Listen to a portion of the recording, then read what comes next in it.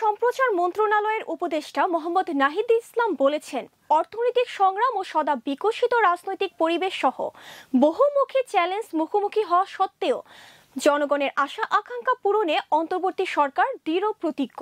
তবে সামনের পথ চলা এত মসৃণ হবে না। 6 মাস পূর্তি উপলক্ষে বাসসকে দেওয়া বিশেষ সাক্ষাৎকারে তিনি একথা বলেন। প্রতিবন্ধকতা সত্ত্বেও নাহিদ ইসলাম বিশ্বাস করেন যে অব্যাহত সংলাপ, সহযোগিতা ও রাজনৈতিক সদিচ্ছার মাধ্যমে গত বছরের 8 আগস্ট গণ অভ্যুত্থানের মাধ্যমে ক্ষমতায় আসা সরকার যে পরিবর্তন চেয়েছিল তা অর্জন করতে পারবে। নাহিদ আরও বলেন, আগের প্রশাসনের চর্চা, বিশেষ করে ব্যাপক চাঁদাবাজি এবং দুর্নীতি দীর্ঘস্থায়ী সমস্যা তৈরি করেছিল, যা রাতারাতি দূর করা যাবে না। তিনি গণ অভ্যুত্থানের শক্তির মধ্যে যে বিভেদ দেখা দিয়েছে সেসব ব্যাপারেও কথা বলেছেন।